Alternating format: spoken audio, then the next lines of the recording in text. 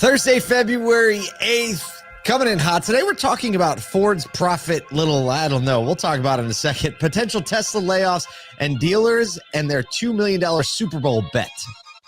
Actually, it's only one dealer's $2 million Super Bowl bet. Man, a couple of bets going on coming after Vegas, I think. Bets on bets. Oh, look, there's always bets. There's always bets with games, Vegas. And you better believe that if dealers just came off NADA, they're making bets. You know what I mean? Super Bowl being in Vegas, it's actually like caused a bunch of like concern, like the players can't be like, can the players be on a gambling floor? And there's like questions like, yeah, they are allowed to be in a sports book, but they're not allowed to bet on football. I mean, it's getting real. It's getting real. I mean, that's interesting. I didn't think about it until I read this article. Like Roger Goodell's answering these questions like, well, what if you have a player on the sportsbook floor? Like, can he talk to people? Can he be influenced? But he's not allowed to officially play. It's just, that's a bad recipe. It's a bad it's a bad recipe anytime you get a gambling floor anywhere. So that's just just add that to the complexity of it with and players who are involved in the outcome. What could possibly go wrong? I mean, that they got like, obviously the Super Bowl, but there are professional sports teams that are there all the time. You think those cats don't like venture themselves down to the casinos? Heck yeah. Thanks, man. Brian Ortega, for putting I bet on a SoDo. Thank you. That means so much. Hey, we only have 96 days until a SoDoCon in Baltimore, May 14th through 17th. At the Live Casino Hotel. Momentum on this thing is just shifted into high gear over the last couple of days since we got back from NADA. Rocket mode. If you are an industry partner and you want to be part of the event in partnering and sponsoring, you better let us know soon because we're beginning all kinds of inbound and incoming in addition to what we already have lined up. So you can actually just reach out to us. You can email AMJ, that's Anne-Marie Johnson, our director of partner success, AMJ@asodo.com, or just crew@asodo.com, or just go to the website and send the link, whatever, we'll get it. But if you're like-minded, like-hearted, progressively thinking about the industry, want to be around people that love people more than they love cars, the SoDoCon is where you should be. Also, if you want to attend, the first tickets we're thinking about some promotions, but we already have a big early bird promotion going on right now. So if you're going to go, get your tickets now. Also have a WOCAN breakfast event, Women of Color Automotive Network. That's going to be going on day one. There's going to be a breakfast meetup. They have usually one event a year at the NAMED conference, which is later in the year. So actually we're going to make space at a SoDoCon, have a great room and a great event set up. So if you're a part of WOCAN, you should also be at a SoDoCon because it's going to be awesome. Do that. So many announcements come. Keynote speaker Will Guidara. There are like a small handful of the speakers that will be there already live on asodocon.com, and have a couple interesting conversations going with some dealer associations. So hopefully some more info about that soon. That was a lot. You went through all of the ASODoCon things. Just got excited. It was like on the ASODoCon 93 seconds of pure fun. 96 days away is 3 months. That is going to go by that fast. It's going to fly. It'll be here before we know it. I mean, it's 50 some degrees in Syracuse and sunny right now. I have no coat, no nothing, just this cardigan. Like, it is gorgeous out. It's gorgeous. Warmer there than it is here. That's unbelievable. Is it really? Well, I mean, like I say, you can buy a 2-piece bathing suit in Target now in upstate New York. So, I mean, we're practically swimming in the lake at this point. Practically. All right. Let's talk about a little news. Let's get to it. Okay. Ford is projecting an $11 billion adjusted operating profit for 2024, surpassing analyst expectations and showcasing resilience despite pretty massive EV losses. Actually, the company's pro business. Oh, it is. The company's Ford Pro business, primarily selling to, like companies, commercial, is one of the biggest profit centers. However, the EV division lost $4.7 billion in 2023. CEO Jim Farley said the ultimate competition is going to be the affordable Tesla and Chinese OEMs. So framing this up, if Ford didn't have an EV division, their profits would actually be 50% higher. That's unbelievable. There's a graph if you click through the article when you see it. It's like, it shows like their profit lines above the line of all three divisions.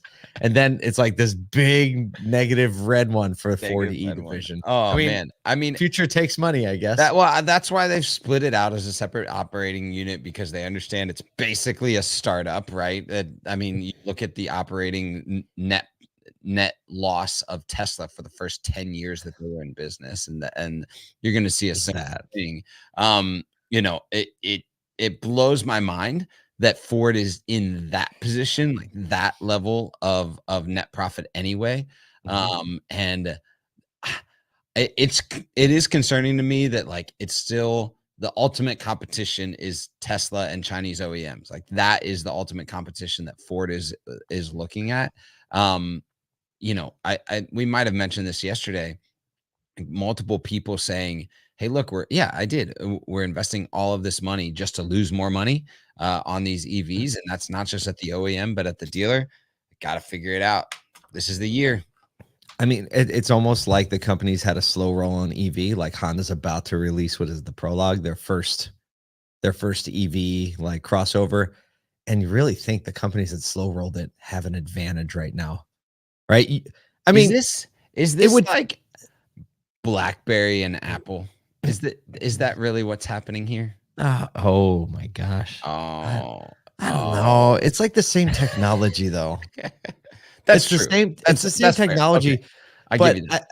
I think, yeah. I mean, that's the risk you take, right? Yep. Like Ford and GM Ford especially went so far all in hard and they took a risk. Now, I guess you would think that there would be learnings and they'd be much more advanced in their manufacturing techniques and their development. Once they get through like the Sandbag, which is this giant division that they built, maybe it didn't need to be so giant. So maybe after some adjustments, who knows? Maybe they're the first to come out with like a very affordable EV. I don't know. Man. I'm rooting for them. For them. Look, I'm always rooting for them. But boy, are they waist deep. Boy, is $4.7 billion a lot of money. Speaking of being waist deep. Stop. Oh. Tesla has asked managers to make a quote unquote binary assessment of their deputies' roles, signaling a round of layoffs potentially through a focused evaluation of team members. Is basically like, can you give me a justification for everyone on your team is basically what it said. So growth in headcount showed a significant slowdown with an increase of only 12,000 in 2023, down from 29,000 in 2022, suggesting a shift towards operational efficiency. Tesla's been known to do things like this before. Also, employee morale is facing challenges highlighted by some delayed stock compensation, unsatisfactory annual pay increases, reflecting broader concerns over general compensation practices. So I don't know. I think Sean Fain's like, right? Sean Fain's getting excited. I guess so. I mean, definitely. Look, everybody is dealing with this. This is Tesla is not immune to just what has happened over the second half of last year. You just look at their stock, you look at what's going on in the marketplace, how they're facing competition overseas. And like workforce is always going to be a tough thing to manage. But hey, yeah, Sean Fain is just going to be like, coming in hot at the right time. Coming in hot. I also think this justifies, you and I talk about Tesla as a technology company, not a car company, right? Yeah. And I think the layoffs are an indicator that they're much more like a technology than a car company, because we don't see car companies laying people off. We see tech companies laying people off. And so I think that's another little line kind of in the sand. Here's a side story about Tesla. Sales in South Korea in January dropped to just one vehicle. They didn't drop by one vehicle. They sold only one vehicle in South Korea. Overall, now here's the broader picture. Now they're saying like no one buys a car in January because of the way the government incentive, so maybe it's just a headline, but this is more interesting, I think. Overall, EV registrations in South Korea dropped by 80%. Goodness. With safety concerns, there's some battery fire issues, but one of the main issues is the predominance of slow charging. So Yeah. 90% So of they don't public have a charging charging in network. South Korea is slow charging. So I just thought that was interesting, right? Yeah. The whole Well, craze, even in South Korea. I wonder how it's the Kia's same. doing. It's the same thing everyone's dealing with. Is the adoption rate requires public charging access and even in-home charging access for those that don't own their homes. And so, as we hit this kind of like adoption curve of earlier adopters, and the next wave needs public charging, I don't care what country you're in, that is going to be the barrier of entry. Is how do I refuel this thing, right? Because we don't have just a gas station on every corner that can handle refueling. Looks like South Korea is just getting hit harder with that earlier. I have to go to Orlando next week for a day, and I was looking at rental cars yesterday, and you know what one of the cheapest ones was? Tesla Model 3. 48 bucks. No. Yes. That is cheap for a rental car right now. Yep. And so I real quick was it's like, someone take it, please. I'm totally taking that. I want to just get a little more experience driving one, but Absolutely.